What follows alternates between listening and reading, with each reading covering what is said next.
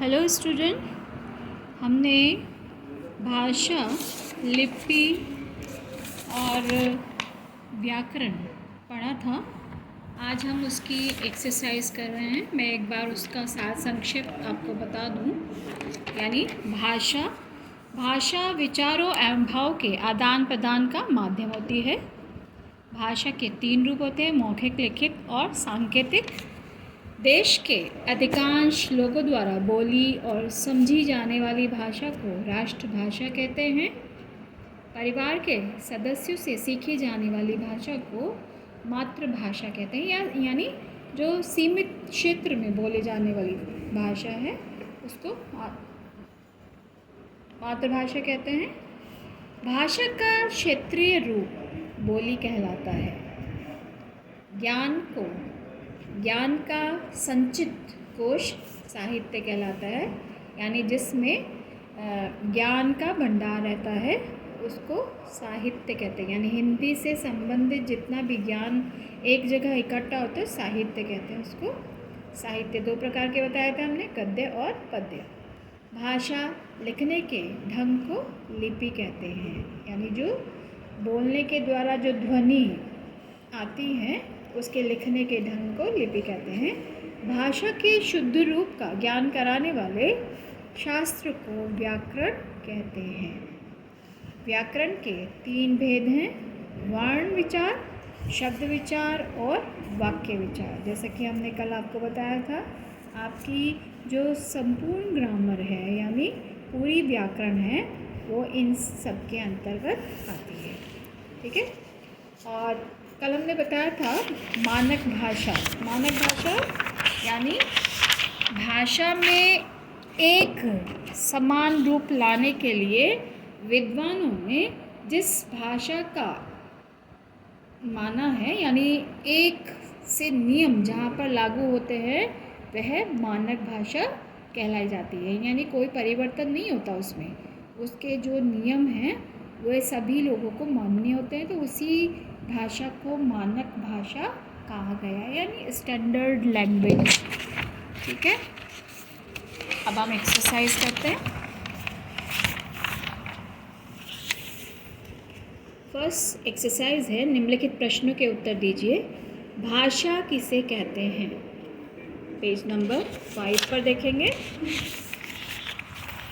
Definition है आपकी, वह भाषा वह साधन है जिसके माध्यम से हम बोलकर, सुनकर, लिखकर और पढ़कर अपने विचारों एवं भावों का आदान प्रदान करते हैं। क्लियर? उसे भाषा कहते हैं।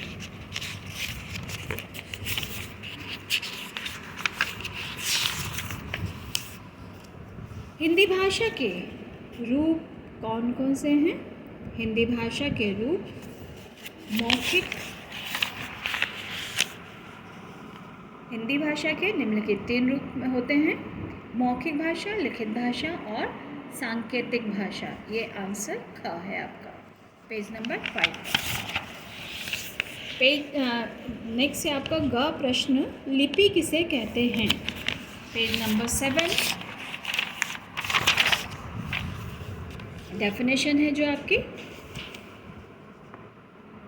प्रत्येक भाषा के लिखने का ढंग अलग अलग होता है। प्रत्येक भाषा के कुछ निश्चित ध्वनि चिन्ह होते हैं। इन्हीं ध्वनि चिन्हों को ही हम उस भाषा की लिपि कहते हैं। क्लियर? तो ये है आंसर ग। नेक्स्ट प्रश्न है आपका, व्याकरण किसे कहते हैं? सेम पेज यानी पेज 7 पर आप देखेंगे। भाषा के नियमों का ज्ञान हमें व्याकरण के माध्यम से होता है। व्याकरण के द्वारा हम भाषा को शुद्ध रूप से बोलना, लिखना व पढ़ना सीखते हैं। यानी भाषा वह साधन है जिसके द्वारा हम शुद्ध बोलना, लिखना और पढ़ना सीखते हैं। ये आपका आंसर घ है। व्याकरण के विभाग कौन कौन से हैं? व्याकरण के पेज नंबर 7 पर ये है। व्याकरण के 3 विभाग हैं: वर्ण विचार, शब्द विचार और वाक्य विचार। ठीक है। इनकी आप उसके अंतर्गत भी लिख सकते हैं, ये पूरा आपका आंसर आ जाएगा। ठीक है, फिर है आपका एक्सरसाइज 2, उचित शब्द चुनकर रिक्त स्थान की पूर्ति कीजिए। जो वर्ड्स गिवन हैं उन्हीं के आधार पर आपको फिल इन द ब्लैंक्स करना है।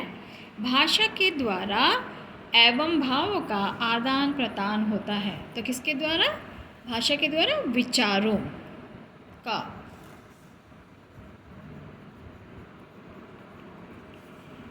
मौखिक भाषा का प्रयोग लोग भी करते हैं। कौन करते हैं? अनपढ़।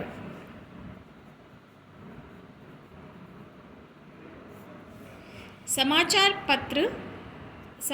पत्र पढ़ना भाषा का कौन सा रूप है? लिखित। ठीक है, हिंदी भाषा लिपि में लिखी जाती है। कौन सी लिपि में लिखी जाती है? देवनागरी।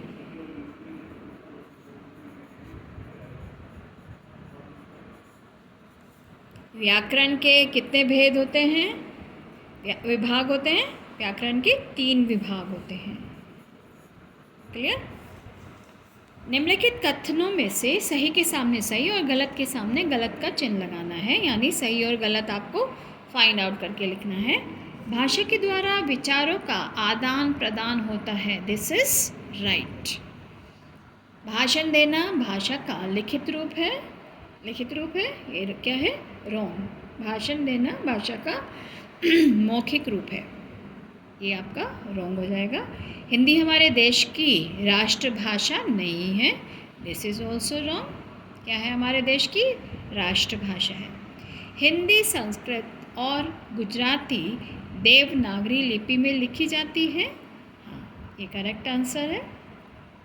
भाषा के नियमों वाले शास्त्र को व्याकरण कहते हैं, यानी जिसमें नियम होते हैं वो शास्त्र को क्या कहते हैं? व्याकरण। This is right.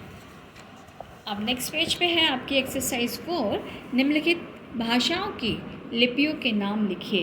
यानी यहाँ पर भाषा गिवन है और बॉक्स में आपको उनकी लिपि का नाम देना है। हिंदी देवनागरी, जर्मन रोमन, उर्दू फारसी, अंग्रेज़ी रोमन, बंगाली बांग्ला, मराठी देवनागरी।